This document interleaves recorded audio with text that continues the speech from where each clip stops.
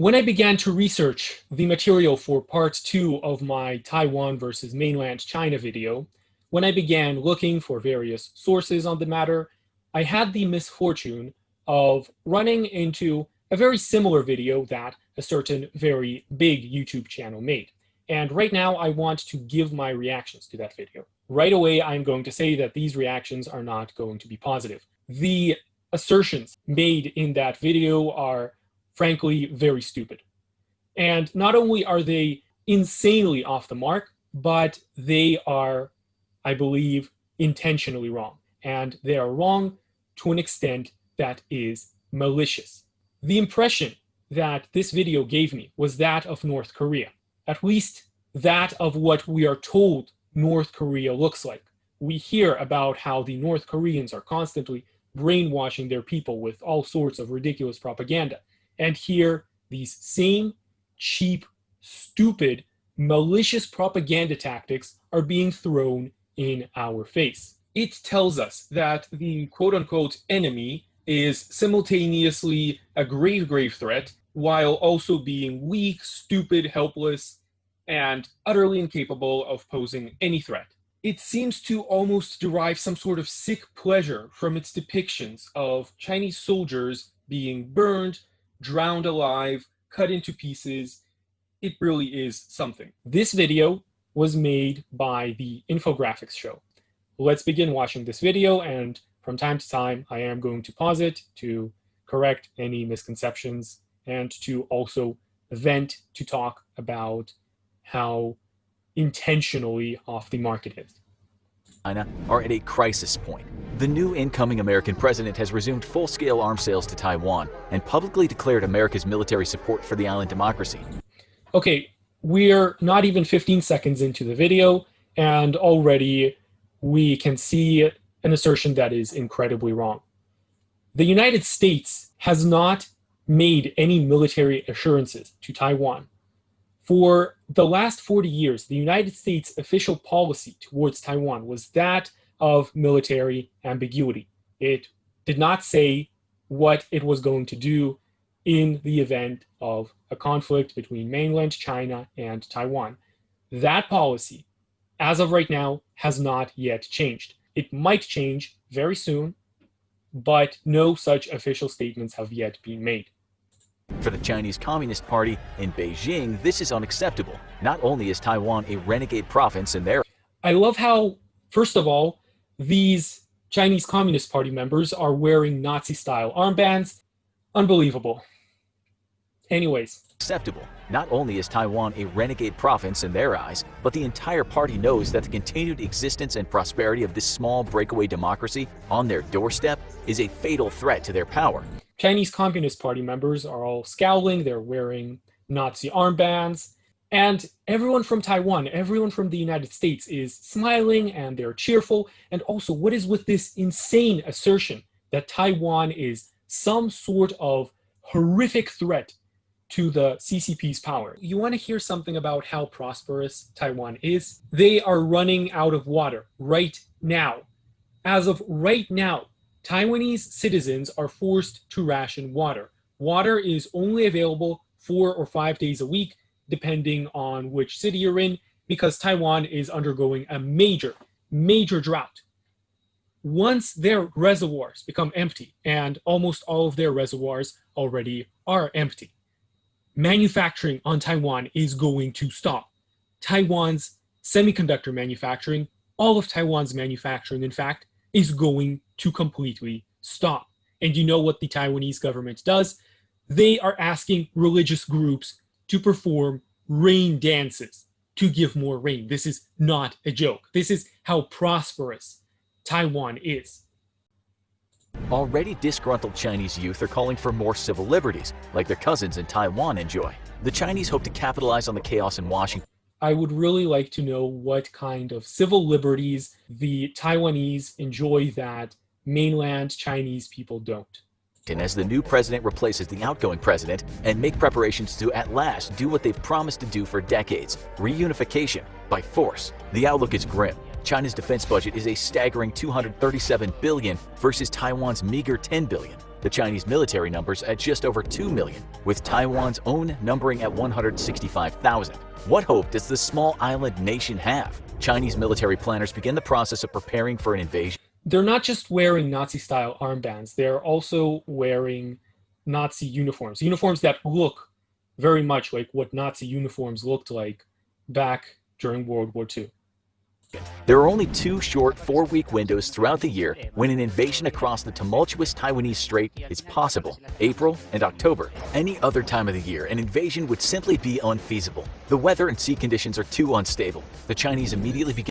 This is partly true, although the exact weather patterns, they change year by year. Begin mobilizing their eastern and southern military districts, and PLA conscripts are put through a crash 3-week amphibious warfare course. PLA conscripts? Are you fucking kidding me? The PLA does not use conscripts. Okay, hang on a second. From Wikipedia, which I know is not always a good source, but regarding these common knowledge matters, it is a fairly good source. Technically, military service within the PLA is obligatory for all Chinese citizens. Technically. In practice, mandatory military service has not been implemented since 1949, as the People's Liberation Army has been able to recruit sufficient numbers voluntarily. The PLA is currently downsizing its number of soldiers. The PLA 5 years ago had almost 1 million more soldiers than it does today. During Mao Zedong's era, the PLA had many, many more soldiers when it had a far smaller population. It makes sense that they are easily able to find enough volunteers given their massive population. Countries of this size, there are only 2 in the world, India and China. Even when they have conscription on paper, in practice, you have to be the best of the best, the toughest of the tough, to have even any chance of getting into that military, just because there are so many volunteers and there are not enough available spaces for all of these volunteers. The idea that the PLA uses untrained soldiers is, oh my God, okay. It's going to get a lot worse. But there are problems before the invasion even begins. The biggest problem is the lack of a suitable amphibious assault fleet. China. Absolutely untrue. Okay, let's see how many amphibious assault ships they say China has. China has only 22 small landing ships and 37 amphibious transport docks. Really, only 22 small landing ships? I'm going to use Wikipedia again. I know that Wikipedia is not the best source for these matters either. These statistics that we're about to look at are actually a bit outdated, but Wikipedia can give us a good idea. These amphibious assault ships weigh 25,000 tons. During World War II, this was the size of an aircraft carrier. They have 8 of these. Plus, they have many 5,000 tons amphibious assault ships, more than a dozen, plus these ones. And on top of that, they have dozens of these, well, these are actually small amphibious assault ships on the order of 1,000 to 2,000 tons. This is a massive amphibious assault fleet. It is a bit smaller than what the United States has, but it is much, much, much larger than any 2 other countries in the world combined. Hell, probably even larger than any 3 or 4 other countries in the world combined. The presence of these 25,000 tons amphibious assault ships is more than enough, should be more than enough. And on top of that, they actually also have this Type 075, which is very near to entering service. This is actually the size of a small aircraft carrier. These are massive, massive ships. These Type 071 ships are able to transport a battalion each. The 075 ones are able to transport even more than 1,000 soldiers at a time. I also love how they're making absolutely no mention of China's strategic aviation. China has a fleet of aircraft that are also able to transport equipment. Of course, paratroopers are not the same as amphibious assault ships. They're not the same as They're not able to supplement an amphibious invasion, but they can still deliver tanks, which China has plenty of. They've actually developed light tanks exactly for this purpose, so that these cargo aircraft can transport them and can parachute them down to the ground, and they can also deliver supplies and paratroopers. Anyways, moving on. Each of which can carry around 4 tanks or armored vehicles and 2 infantry companies. The number of available vessels is reduced even further when 3 of China's Type 71 amphibious transport dock ships are severely damaged by saboteurs.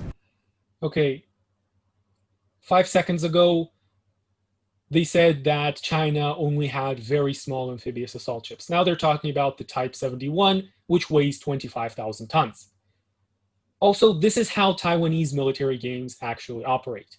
They assume that saboteurs are going to appear out of nowhere and immediately destroy 3 of China's amphibious assault ships, which is just unbelievable.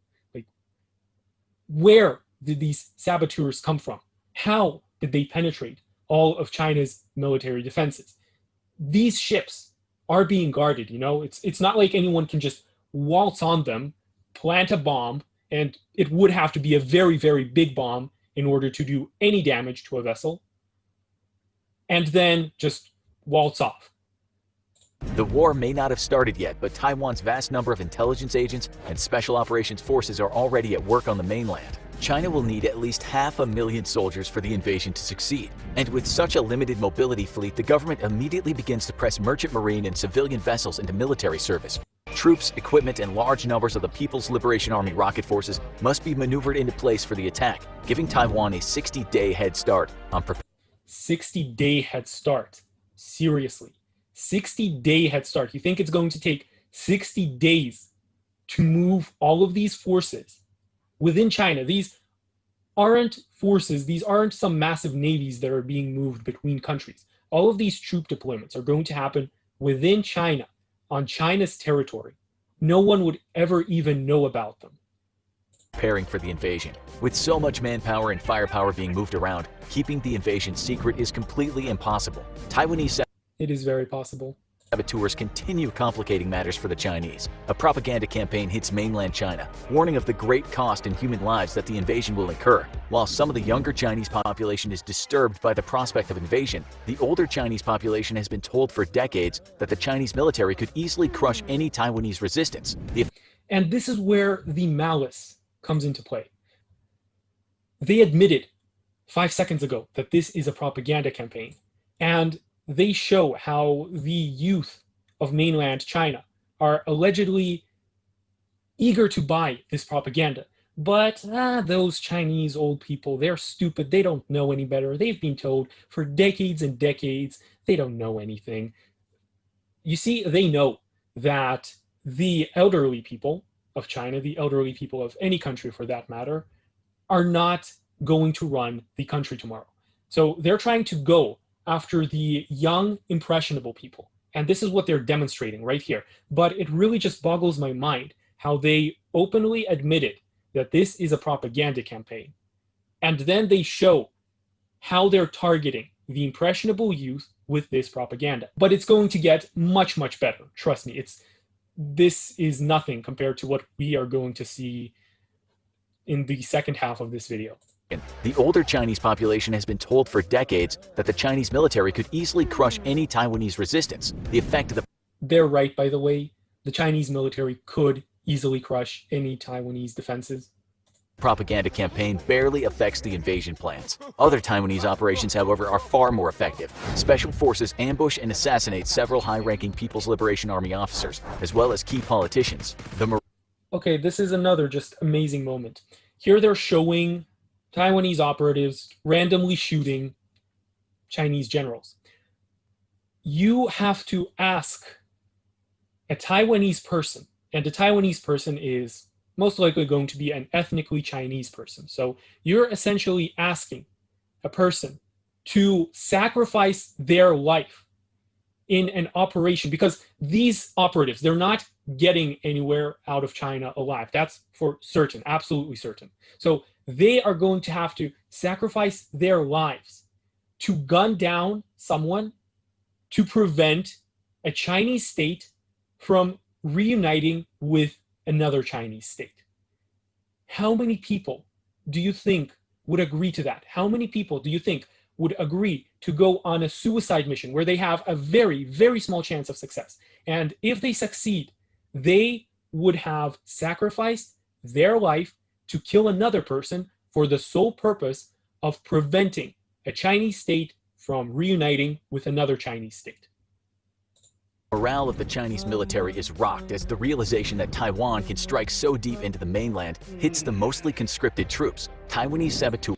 And again, they just make this wild assumption that the PLA is going to be at rock bottom when it comes to morale, when Taiwan is going to be just at 100% morale, which is absolutely ridiculous. You know which military actually does use a lot of conscripts? Taiwan's military. Taiwan has been moving away from conscription recently, but they still have a 4-month mandatory military service period.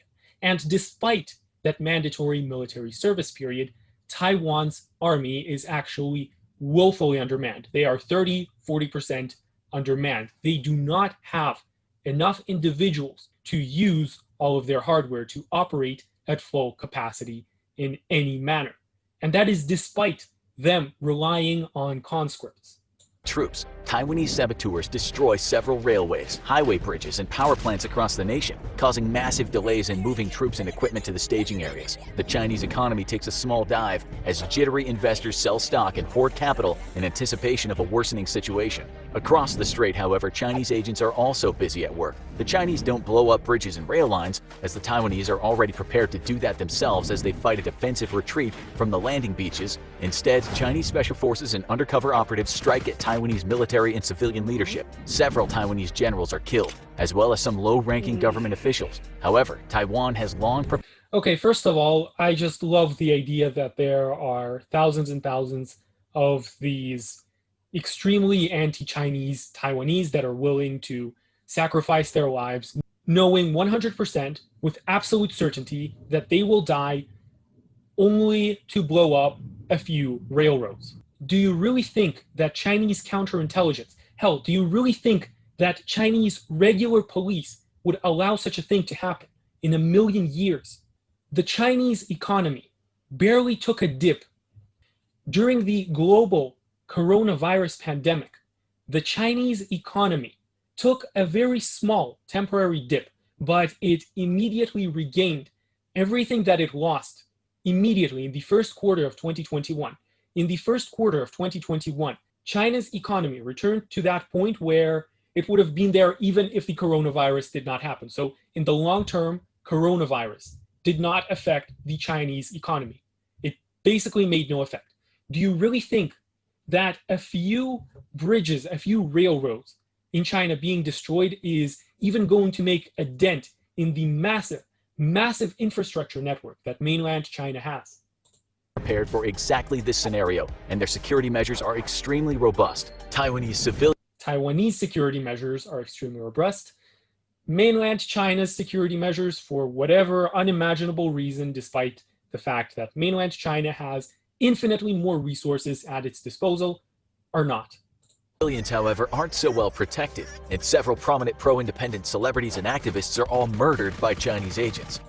Also, notice how when the Taiwanese shoot someone, when the pro-American forces shoot someone, it's a military target. But those pesky mainland Chinese, they just want to kill civilians, they just want to kill innocent people, they just want to kill babies. China's willingness to kill civilians, though, only further emboldens the Taiwanese defenders. They will not be ruled by the CCP. Also, I love this statement. No, let me get a full frame of that. They will not be ruled by the CCP. They will not be ruled by the CCP. The CCP. Those 3 letters that just immediately trigger all of the hate neurons in your average, stupid neocon's brain. See, this is where they start talking about this as ideologues instead of as objective observers. They start bringing their dogmatic ideology into this. Taiwan has a huge, huge portion of its population that is actually pro-CCP, that would want to reunite. But of course, this is not taken into account.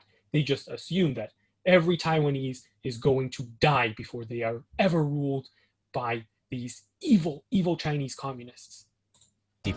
April and its calmer weather finally arrives, and the Chinese invasion begins. The opening act of the Chinese operation to reunify Taiwan is the greatest missile strike in human history.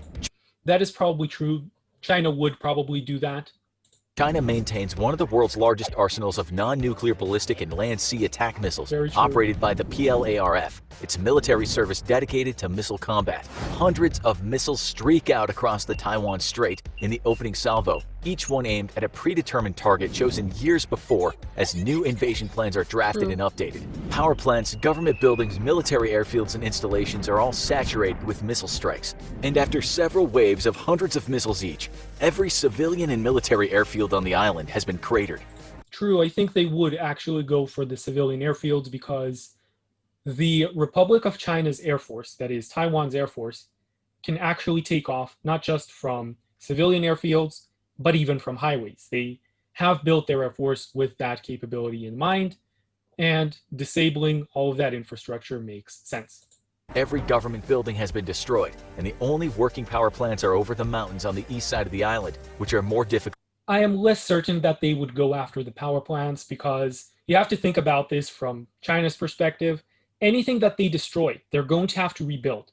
First of all, they don't want to put the civilian population of Taiwan through any sort of living hell because they view the Taiwanese as their own citizens and they want to be popular with Taiwan's population. And also because, again, they're going to have to rebuild all of that infrastructure. So I really don't think, I can't say this for certain, but I don't think that they would ever go after infrastructure like power plants. Certainly not after all of them. Maybe after a few critical ones that are delivering power to some key military installations, but not after all of them. Difficult to hit. Yet Taiwan has its Hang on, let's listen to that again. power plants are over the mountains on the east side of the island, which are more difficult to hit. More difficult to, oh my God. Oh. We are living in 2021 right now. Do you seriously think that some target being in front of a mountain, behind a mountain, on top of a mountain, to the side of a mountain is going to make any difference in how difficult it is to hit? China has its own global positioning system. It has plenty of its own satellites. It has plenty of its own surveillance aircraft. It has plenty of its own strategic bombers. Do you really not think they can fly around that mountain range if they really have to and just shoot it from that other side? Oh my God, this is so stupid. It's going to get worse. Yet Taiwan has its own missiles, and it responds with a lesser volume but no less lethal attack. How is it going to be no less lethal? How is Taiwan's missile counterattack going to be no less lethal if Taiwan has a lot fewer missiles? It is true that Taiwan has its own standoff weapons, but it has a lot less of them. And those standoff weapons would actually be the first targets of the Chinese strike.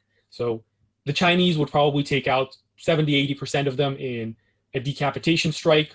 The mainland Chinese also have much better anti-ballistic missile and anti-cruise missile capabilities than Taiwan has. So the idea that Taiwan's counterattack is going to be, Taiwan has, it's estimated that they have somewhere between 50 and 100 missiles. Mainland China has on the order of 3,000-4,000. Taiwan is a tiny target. Mainland China is a huge target. This is like saying that a rhino stomping on a caterpillar is going to do as much damage as that caterpillar trying to bite the rhino's foot. Taiwan's missiles are aimed at the invasion staging areas, decimating troops waiting to board their landing ships. Do you not think that these invasion staging areas would be protected with all of the anti-ballistic missile batteries that China has? And hitting many of the most forward airfields. Radar and communications nodes along the east coast of China are targeted, and dozens are destroyed by Taiwanese cruise missiles. They talk about how mainland China radars are going to be destroyed. They don't talk about how Taiwanese radars are going to be destroyed for some reason. Even if China's radars are destroyed in this area, you do realize that China can just haul in new radars from other parts of China, and that they can do that fairly quickly. They have an incredibly capable high-speed rail network. Taiwan does not have anywhere to get any more radars or any more of any other equipment from. The real cost of a Taiwan invasion is starting to sink in for the troops even now putting out to the sea. Screaming over the heads of soldiers sailing to Taiwan are hundreds of Chinese fighters and bombers. Though Taiwan's airfields have been devastated, the country has planned for this too, and its fighters have been for a long time safely housed in mountain bunkers capable of withstanding a nuclear attack.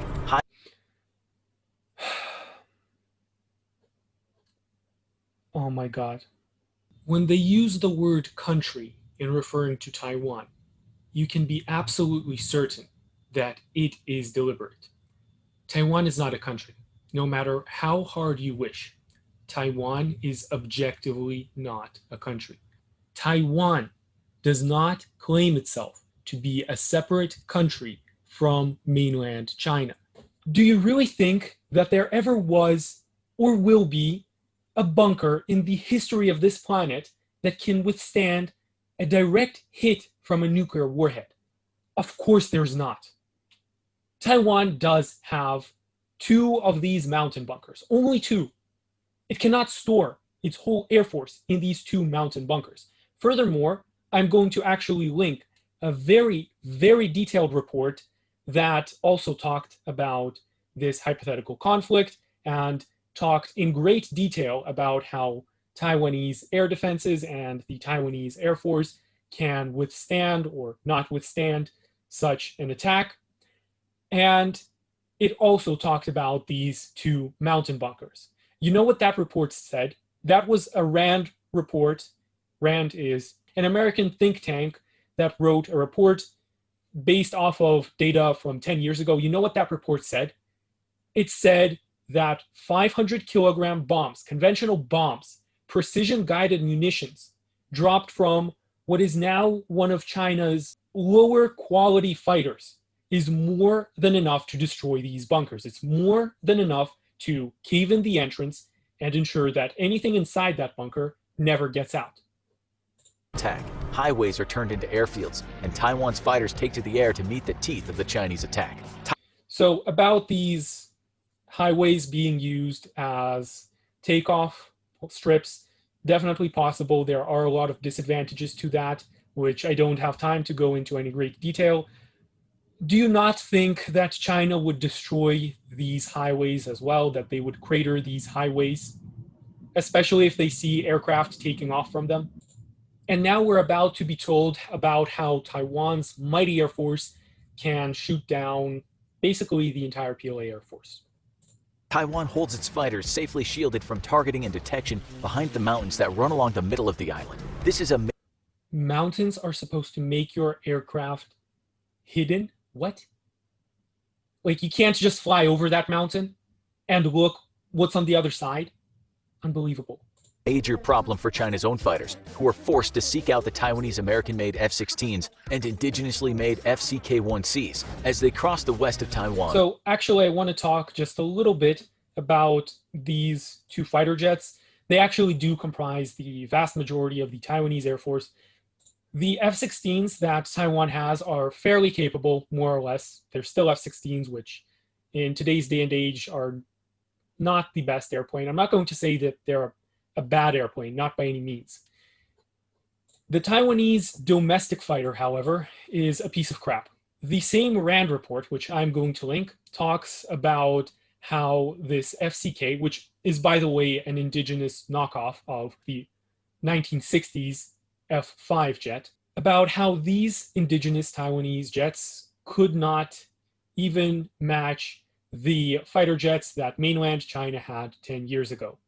In defensive operations, assuming fairly favorable conditions, so assuming AWACS support, assuming the best missiles, which Taiwan does not have many of, assuming that they do have a defender's advantage in general, these FCKs were projected to have a kill loss rate that is well below 1. That is on the order of 0.2, 0.3. The F-16 was projected to have one that was well above 1.0. But again, that was in very favorable conditions against fairly old Chinese fighters, against what are now old Chinese fighters. FCK-1Cs. As they cross the west of Taiwan, road mobile air defenses too agile to be targeted by missile strikes light up the Chinese planes. As Taiwan... I want to know what kind of air defense platform this is. This isn't something that, as far as I'm aware, Taiwan has. This isn't something that Taiwan has. So the idea that these platforms can be too mobile to ever be targeted by aircraft is also idiotic. First of all, these platforms, any launchers in general, they need radars to guide their missiles. When you turn on these radars, it's like shining a flashlight in the middle of the night, and everybody is going to start shooting that flashlight. Again, in that report that I'm going to link, that report argues very convincingly that ground-based air defenses are the worst option. Anything is better than ground-based air defenses. Using old Cold War era fighter jets is better than using ground defenses. Taiwan's air forces ambush the Chinese from behind the mountain. The initial sorties are overwhelmingly... Do you not think that the Chinese would perform any sort of reconnaissance before flying over that mountain?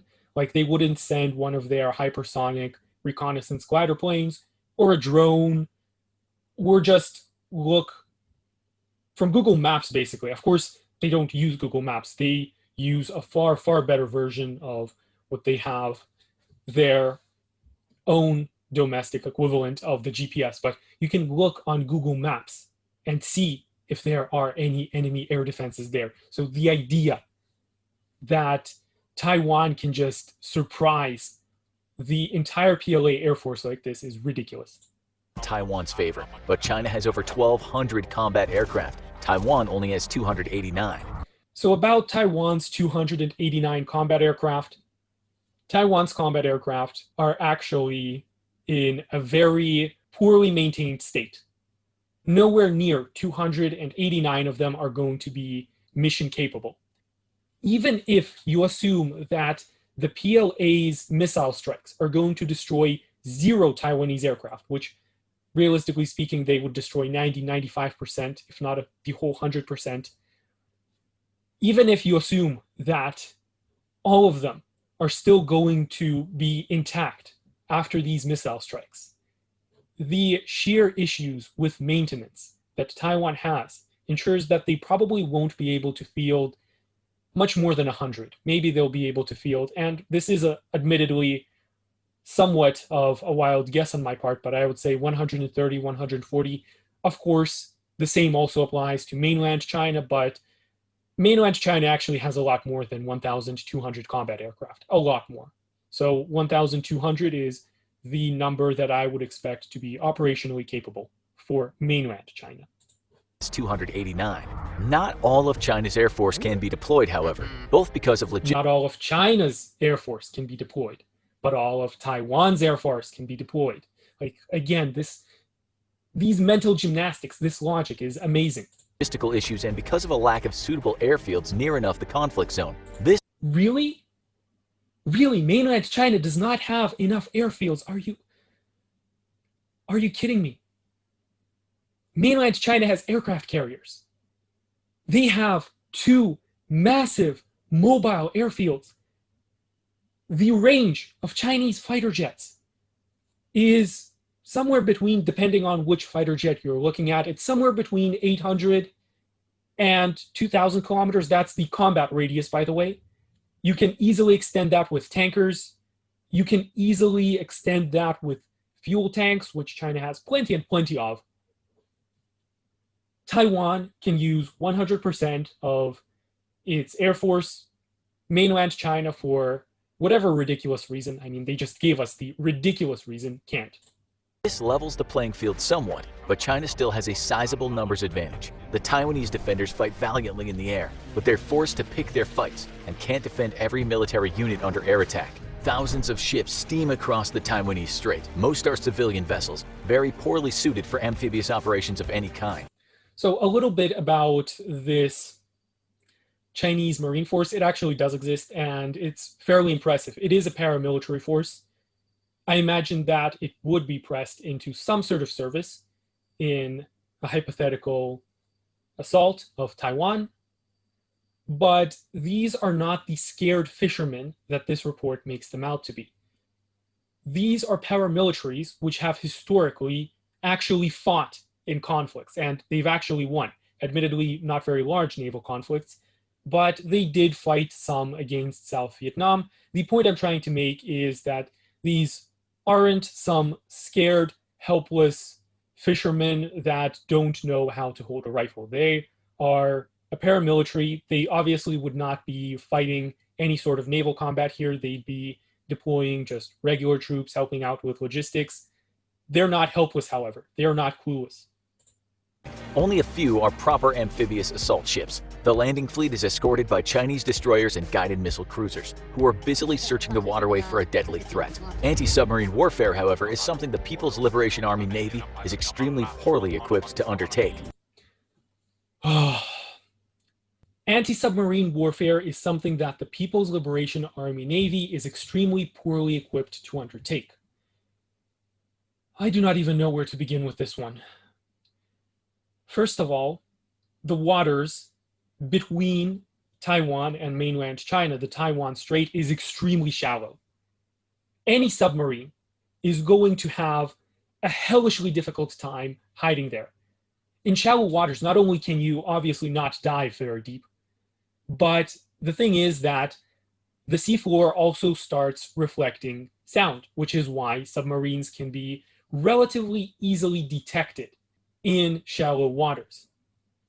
But the other thing is that the PLA Navy has massive anti-submarine warfare capabilities. They have their own massive submarine fleet. They have an unbelievable number of anti-submarine aircraft. First of all, Taiwan isn't even going to have a single submarine that it can rely upon, because the PLA rocket force, the PLA Air Force, is going to destroy any military docks in the first minutes of the conflict. Any Taiwanese military docks, any infrastructure capable of supporting these submarines. How effective do you think that these diesel-electric submarines that Taiwan has, these submarines that Taiwan has are also a complete joke, by the way. A little bit more on that in a minute. But how effective do you think any diesel-electric submarine is going to be if it's running on limited fuel and its only point of resupply has been turned into a giant crater? 4 of Taiwan's submarines have been dedicated to this fight. 4 of Taiwan's submarines, 2 of which were made by the Dutch in the 1960s. The other 2 were made by the United States in the 1940s. You heard that right. 2 of Taiwan's submarines are straight from World War II. They were upgraded, they were modernized, obviously.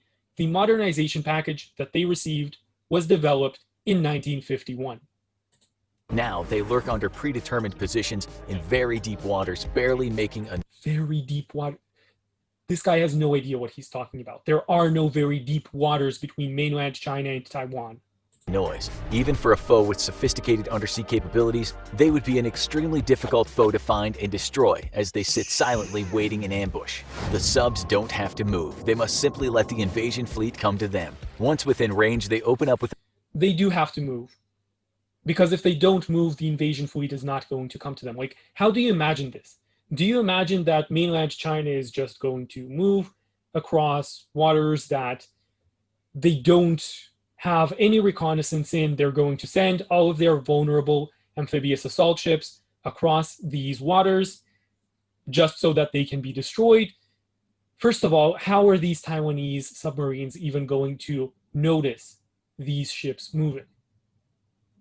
They can rely on sonar, of course, but the instant they start maneuvering to get a better idea of where their target is, the instant they surface to periscope depth, they are going to be detected. They are going to be destroyed. With American-made torpedoes, sinking several of the larger ships. Each Taiwanese submariner knows that they're the first line of defense for their homeland, and retreat is not an option until their full complement of torpedoes has been fired. again, we see this Westerner wet dream where the Taiwanese are going to fanatically fight to the death against China. And obviously, the geopolitical establishment, the political establishment of the West wants this to happen so that Chinese people would kill Chinese people and they don't have to get their hands dirty. The reality is that the Taiwanese military would probably not have much will or much desire to fight the PLA for a variety of reasons, due to disappointment with their own political structure, due to the fact that they don't want to kill people that are from their own country. The first wave of the invasion fleet is rocked by dozens of torpedo attacks, but at last Chinese subs managed to track and destroy 2 of the Taiwanese boats, with the other 2 finally fleeing after expending their entire inventory of munitions. The invasion fleet is still dozens of miles away from the Taiwanese coast, and already thousands of Chinese soldiers and sailors are dead. Morale amongst the tens of thousands of conscripts, either out at sea or waiting their turn to embark, starts to plummet. This was supposed to be an easy war. The fleet moves to within 24 miles of Taiwan when suddenly the lead ship in the formation explodes and begins to sink. Another ship quickly follows, and then a third. With growing horror, the Chinese sailors realize they've sailed straight into a vast minefield. I love this. I just love this. Again, it assumes that China, mainland China, is stupid enough to just move all of their assets into a minefield without actually analyzing that area first. First of all, it assumes that mainland China is not going to conduct any preliminary scouting of the area. The second idiotic assumption that it makes is that it is Taiwan that is going to be able to place these naval mines. Do you not think that mainland China would see Taiwan placing these naval mines as they are placing them? Do you not think that the PLA has their own naval mines, much more of them, and much greater capabilities to place these naval mines anywhere they want? Created by the Taiwanese Navy over 2 weeks ago in preparation for the invasion, thousands of sea mines have been dispersed over a 60. I highly doubt that Taiwan even has half a thousand of these mines, let alone thousands. 50-mile stretch of ocean, and despite hundreds of Chinese minesweepers, sea mines are amongst the most difficult weapons to detect and destroy. More explosions rock the Again, fleet, though this time not from mines. Chinese Now it's military air-launched officials being bumbling fools, angrily yelling at their own men. It's ridiculous. cruise missiles launched by Taiwan's Air Force, held in reserve until exactly this time. With Taiwan's shores in sight, less than half of the first invasion wave is still intact. The rest has either been sunk or forced to break off and return to port. The fact that most of these vessels are civilian ships with civilian crews pressed into service only makes things worse for China. There are only 13 suitable landing beaches for an invasion of Taiwan. Again, we see this nonsense about civilian crews. The only crews that can be remotely counted as civilians are the Chinese fishing militia. They're not going to see very much action. Mainland China does not rely on conscripts to anywhere near the extent that Taiwan does.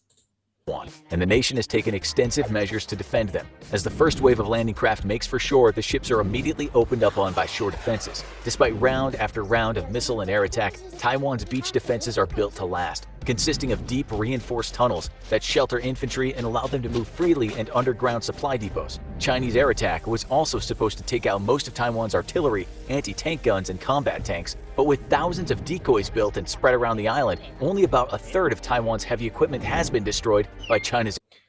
Okay, this is another just amazing assertion that the Taiwanese are basically able to pull off a Yugoslavia and that none of their real equipment would be destroyed, just their decoys would be destroyed. The Yugoslav Wars, the NATO war of aggression against Yugoslavia, happened in the mid and late 90s. Technology has gone a very long way from then. China, mainland China, has a vast arsenal of military drones. Nothing would be able to so much as move on the ground in Taiwan due to these drones. These drones are actually, in a lot of ways, they're better than even what the United States has. I would argue, and this is debatable, but I would argue that China has the best drone warfare capabilities on the planet, period. They are able to field drones that can maintain flight, maintain surveillance, and if needed, bomb any targets for several days on end. These drones have endurances of 70 hours, 100 hours, depending on the type of drone that you are looking at. The idea that the Taiwanese military would be able to, oh so sneakily, set up these decoys. No one would notice these decoys being set up. No one would use any sort of high-resolution modern imagery to actually detect the fact that they are decoys, while all of the actual real military equipment is somewhere else. Is, again, it's just moronic. I just can't. Air Force. Inevitably, though, some of the landing craft make their way to shore, only to be immediately met by a wall of fire. Buried under its 13 probable landing sites, Taiwan has built long oil pipelines which discharge thousands of gallons of oil into the water, which is then ignited. Flames consume landing ships and scores of men die or jump into the oil-slick water. So, I don't even know where to begin with this one. How do you imagine this actually looking in practice? First of all, how do you imagine this being practically feasible? Dumping basically a shit ton of oil into the sea, hoping that the other side doesn't see the fact that there is a shit ton of oil, that there is a big black puddle in the middle of the sea, and then in the opportune moment, lighting that oil on fire. How are you going to make sure that these ships don't just swim away as soon as they see this wall of flame heading towards them? These ships are fast. Modern ships in general are really fast, especially military ships. They are able to swim at 20, 30 knots. So that's like 50 kilometers an hour, somewhere in that range. I doubt that fire would do very much damage to them.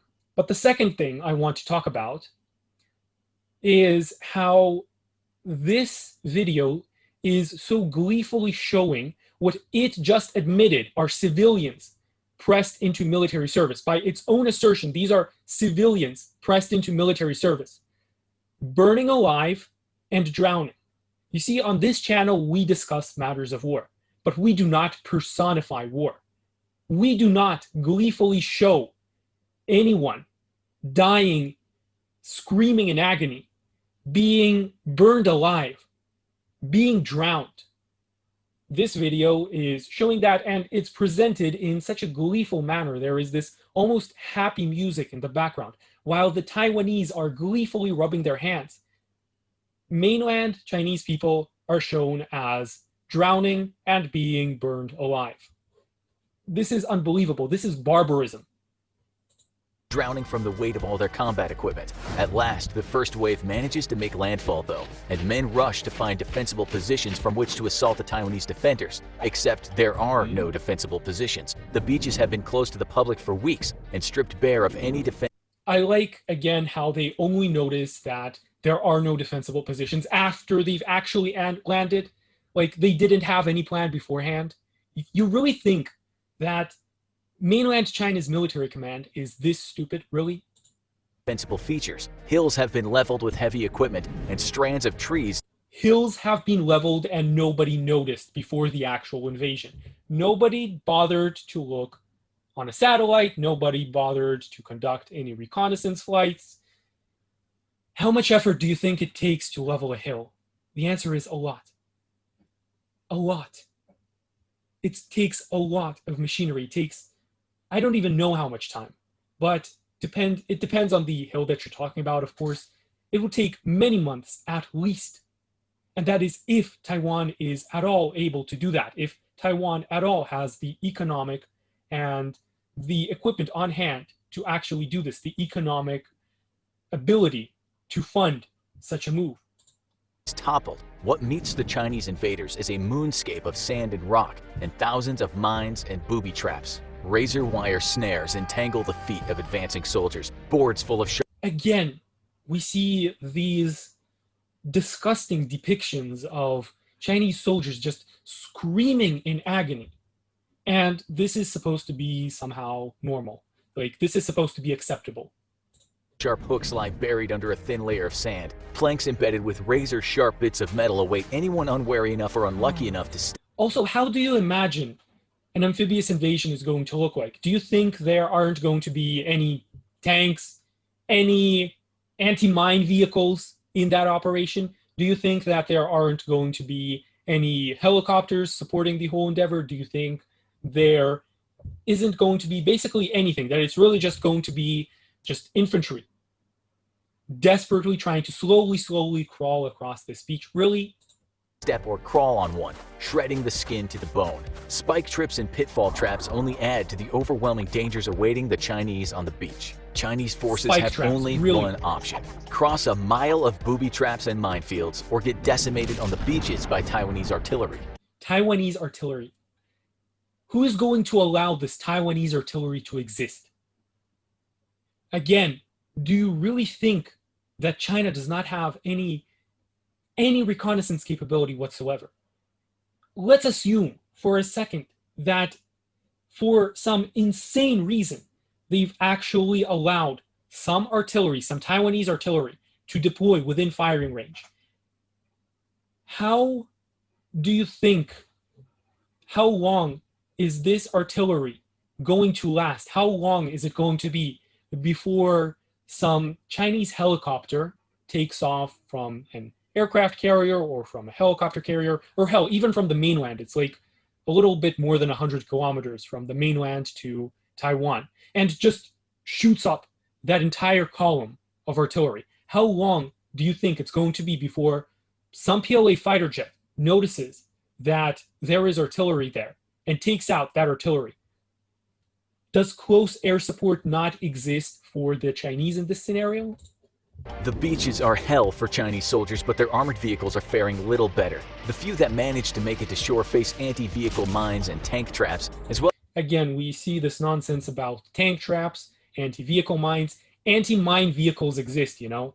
There is a whole class of vehicles that are specifically built to deal with these mines, to trigger these mines. Well as a robust number of anti-tank weapons now wielded by 1.6 million Taiwanese reservists.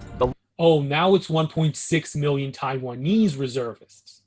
So China doesn't get any reservists. China doesn't get anything, but Taiwan can magically mobilize 1.6 million of its military-age population, equip all of them. Is there even 1.6 million anti-tank weapons, handheld anti-tank weapons in the world? I don't think so. Or even if there is, then we're talking about the whole world. I don't think Taiwan has more than a few thousand of these anti-tank handheld weapons, if even that much. How are they going to mobilize all of this without starving? This is something that the video completely neglects. How is the Taiwanese economy going to be faring in such a conflict? Taiwan would be blockaded. It would not be able to derive any food from its fishing ships. It would not be able to import anything, not just food, but anything. And if it mobilizes, out of a population of 22, 23 million, now it's mobilized almost 2 million additional working/military-aged people. Where are they going to get the food to feed these people? This is just hand-waved. Like, they're not going to have these issues. Long preparation time for the invasion by the Chinese forces has been put to good use by Taiwan, which recalled its massive reservist forces over a month ago and immediately began training to resist the invasion. The second. How long do you think it takes to mobilize reservists in general, even if you do have all of the equipment? Like, you really think you can mobilize over 1 million people on such a small island in the span of a month? Wave is rushed across the strait as the first is dangerously close to being pushed back out to sea by the defenders. The rush sees many ships stray into mines, however, despite the safety lane. This is ridiculous. I just... So, I admit that it is feasible that some ships would be swept away during high tide. Why are they swept into a minefield? What is the probability of them being swept directly into a mine? But the Taiwanese just assume that God is on their side, basically, and that anything that can go right will go right for them. That's what these Taiwanese military games assume. It's carefully cleared out by the Chinese minesweepers, despite the tight lid that the Chinese leadership is keeping on the casualties being suffered by the invasion. Evil mainland China keeping casualties a secret. Such a meme, really, such a meme. Invasion fleet, rumors are spreading rapidly, and the morale of China's conscript forces is already hitting new lows. They were promised a swift victory against an inferior enemy. Taiwan is proving to be stubbornly resistant and far from inferior to the mainland forces. And the training received by Taiwan's officers from American instructors has helped shape Taiwan's forces into an extremely capable force. The People's Liberation Army, however, is faring far worse. While Taiwan has had the advantage of close cooperation and training with American combat veteran instructors, the People's Liberation Army has not fought in a major conflict since it was defeated by Vietnam in 1979 during a... So, okay, so many things that are wrong with this. First of all, China conducts military exercises.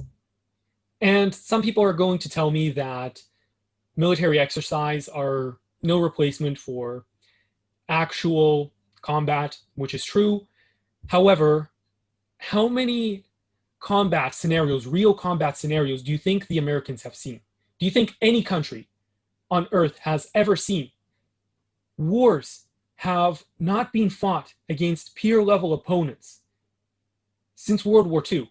The United States especially has never fought a peer-level opponent, actually in its entire history. Even in World War II, even in World War I, when the United States fought against, in World War II, Japan, and in both world wars against Germany, even then, neither of these countries were actually anywhere close to the United States in power. Not in economic power, not in anything really. So the idea that America has this vast, vast wealth of experience, and that some American general basically saying a few words to some Taiwanese officers can bestow all of that mighty, mighty experience is moronic. It is moronic. Also, they're trying to basically make it look like China has a shit military record, which is, again, moronic. The military track record of the People's Republic of China is among the best in the world. The People's Republic of China has objectively never lost a single war that it's ever fought in. The first war that the communists fought, the Chinese communists, was the Chinese Civil War, in which they were woefully outnumbered, under-equipped. They still won. They still won, and they won handily. Then, 1 year after the founding of the People's Republic of China, the United States and 22 other countries invaded North Korea. They took over almost all of North Korea. They were right at China's border. You know what China did? China did the most epic thing in probably all of history. 1 million Chinese volunteers picked up their rifles, picked up what little armaments they had. They fought against this American force in 1950, 1 year after the People's Republic of China was founded. And they won. They pushed the Americans back hundreds and hundreds of kilometers. I would call that a victory. They won. And then what happened in 1962, China fought a fairly large border war against India. In that war, many contemporary military analysts were commenting on how India had the advantage because India fought alongside the Allies in Europe and everywhere else. Indian soldiers fought alongside Allied soldiers, therefore they were so much more experienced about how India had better weaponry. India lost. China won, again, quite handily. In 1969, the People's Republic of China fought, again, a large border war against the Soviet Union. So the PRC was metal. They were fighting against both world superpowers at that time. Now they were fighting against the Soviet Union. This was during the height of the Sino-Soviet split. The Soviets did not win. It was more or less of a draw. Actually, in some ways, China won, despite all of the, what was at the time just breakthrough weaponry that the Soviets deployed. China did not lose. Then, in 1979, this was right after Vietnam kicked the asses of America's military. China did invade and fought Vietnam. China won that war. China did not lose that war. It wasn't a major military victory. They did fail to accomplish some of their goals, but they took and they still hold some Vietnamese land, what was then some Vietnamese land. That is a military victory. Vietnam did not win that war. China was closer to winning that war than Vietnam. If there is a victor in that war, then it is undoubtedly China. You do not lose territory and declare yourself a victor. A short-lived border war. While China claimed victory, it failed in its objective to remove Vietnam from Cambodia, and outside observers all agreed that Vietnam had outperformed China. No, they don't. They do not all agree. It is highly disputed as to who won that conflict. But again, you do not win a war by losing territory. Losing territory is the hallmark of a military defeat. And also, I like how they're talking about Vietnam here, but they have the Taiwanese flag basically being proclaimed the victor. China. Since 1979, the Chinese military has been plagued by corruption, and despite President Xi Jinping's anti-corruption efforts, the Chinese military remains rife with ineffectual officers. Low morale amongst its overwhelmingly conscript force is also a critical concern, as is... You want to talk about military corruption? Do you want to talk about the billions of dollars that continuously disappear from the Pentagon's budget? Or here, let's talk about the Taiwanese military's corruption. This article from foreignpolicy.com talks about this young Taiwanese officer, Huang Shijie. He was 30 years old when he killed himself, when he committed suicide. He committed suicide because he was forced to pay out of his own pocket for mundane military things like hammers, buckets. Basically, the Taiwanese military was reporting that they had all of these mundane items in stock and that they did not need any more of such equipment. However, in actuality, they did need these components, and because they officially already had these components, they couldn't just ask for more money. They forced their conscripted officers, their conscripted soldiers, to pay for these parts out of their own pockets. This soldier actually paid for these items. He just bought them from eBay. He was forced to do this until he was so neck deep in debt, he committed suicide. So that is just one story out of many, many such similar stories that basically point to how ridiculously corrupt the Taiwanese military is. The Taiwanese military does not have any will to fight the People's Liberation Army. In fact, one of the reasons for why the Taiwanese military is so undermanned is because young Taiwanese people just don't want to join the military to fight other Chinese people in the PLA. Of course, it is also a product of the fact that Taiwan does not have a huge population like mainland China. Taiwan's population is significantly older. They have a very, very low fertility rate. But it's also due to the fact that Taiwanese people don't want to fight the PLA. Officers. Low morale amongst its overwhelmingly conscript force is also a critical concern, as is the very poor and unrealistic training of its military forces. The lack of experience in modern combat and an officer corps still suffering the effects of decades of corruption all add up to a strategic disaster in Taiwan. I just love how they, first of all, ignore completely the actual corruption, the famously corrupt US military, and the famously corrupt, even more corrupt, much more so corrupt, Taiwanese military. But they just make this blind assertion that the Chinese military is corrupt, they're a paper tiger, don't pay attention to them. This is where I am seeing this North Korea-style propaganda, what I call North Korea-style propaganda. I actually doubt that North Korea actually has this type of propaganda, where the enemy, in this case China, is simultaneously just weak, helpless, stupid, and yet they're such a grave, grave threat. Like, oh my God, we have to do something about them. That's fascism. That's classic fascist propaganda. When your government tells you, when the dominating political discourse in your society is that there is this some faraway abstract enemy that is simultaneously stupid, helpless, weak, and yet they're this grave, fearsome threat that just wants to rip our throats out. That's a hallmark of fascism. Despite managing to at last make landfall with the majority of its invasion fleet, the PLA's inexperience creates a logistical disaster. Add to that the tens of thousands of booby traps meant to destroy tanks, helicopters, and men, as well as the mining. Did he say booby traps meant to destroy helicopters? What the actual fuck? How does a booby trap destroy a helicopter? Is it... what the fuck? And demolition of every strategically important roadway and bridge, and China's military. You think that destroying all of your own roadways is going to harm the enemy? I mean, sure, it's going to make it more difficult for the enemy to move their forces. You know who else is going to have added difficulties in moving their forces? You!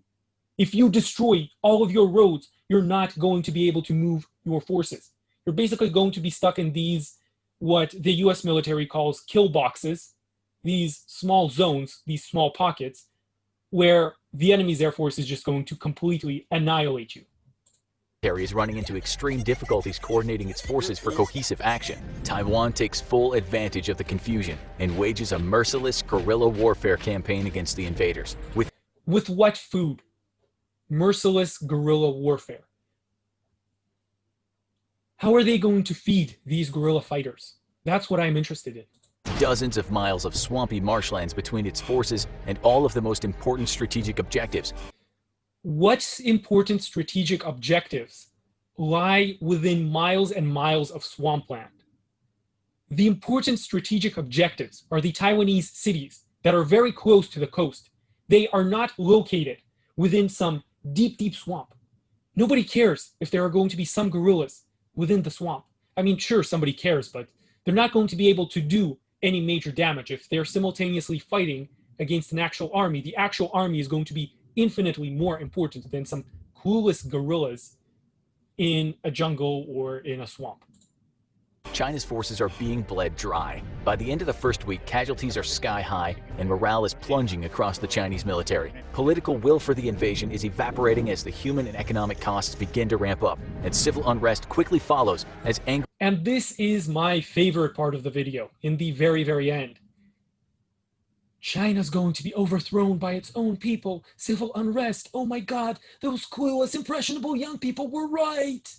It was a disaster. Give me a break. This is the neocon wet dream. That China is going to do a series of insanely stupid actions. A bunch of Chinese people are going to die. China is going to be plunged into poverty. The Chinese people are going to rise up. And they're going to overthrow their own government, which currently holds a very high popularity rating among its own people. But there is one more cherry on top. Just watch this. Angry Chinese citizens realized that they were lied to for decades about the quick victory over Taiwan they were always promised. And that's when the first of 3 American Pacific carrier strike groups arrive 100 miles off Taiwan's coast, reinforced by an entire U.S. Marine and a Japanese Self-Defense Forces expeditionary force. I feel like including Japan is just especially malicious in this. So first of all, we talked about why the United States cannot do anything in this conflict, basically. And this was also the conclusion of a series of major war games. The United States is not a joke. The United States military, despite the fact that it is somewhat corrupt, despite all of its issues, it is a fearsome military force. And it has every reason to intervene if it assumes that it can win in such a conflict, which even the United States does not assume that. The Japanese self-defense force, first of all, it's a self-defense force, not a military that actively intervenes in other countries' affairs. Second of all, it is much more of a joke. It is severely undermanned. It does have a powerful surface navy. Why was Japan included here? And the reason I think this is just intentionally malicious is because of the infamous bad blood between Japan and China, because of what Japanese soldiers did to Chinese civilians and Chinese people in general during World War II. The Japanese perpetrated crimes that even the Nazis did not perpetrate in Europe. Given that Japan is not militarily strong, it feels like they were included just to sort of spit in China's face, just to show that if you try to reunite with your own province, these Japanese are going to come along. They are our vassals now, and they are going to do a repeat of what they did in the 1930s and 1940s. Holy shit. And again, do you think that any of these countries are going to take up arms against a nuclear superpower? So the one final thing I want to say is that the United States is no joke, right? The United States military is no joke. It's run by serious people, unlike the Taiwanese military. The Taiwanese war games always show them beating China, basically without any external help due to these types of just insane assumptions, the assumptions that they're always going to be at 100% strength, the assumptions that all of the enemy's missiles, equipment, whatever will fail, the assumption that the equipment Taiwan has is actually many times better than what it actually is. The US doesn't deal with that nonsense. The US has its own war games in which in 2018 and 2019, it simulated the United States intervening on Taiwan's behalf. So you saw a combination of the United States and Taiwan trying to ward off a Chinese assault on the island. It was unsuccessful. It was woefully unsuccessful. In 2020, there was a similar war game in which the United States barely won. The reason it won was because the United States, and the United States admits this, which is why I say that it's not a nonsense military like the Taiwanese military. The United States military admitted that they assumed that they would have all sorts of crazy technology that they don't actually have. And even then, they barely won. These were a series of very detailed simulations conducted by the US Air Force. The conclusion of these simulations was that even with US assistance, Taiwan basically has no chance. And yet here we see these types of reports that make the Chinese out to be a bunch of bumbling idiots, where you basically just have to blow in their general direction and the whole rotten construct is going to come crashing down. Chinese civilians that are pressed into military service are going to find themselves screaming in agony, drowning, being burned alive, being torn to shreds by razor wire. The Japanese are going to come along. They're going to do something not good.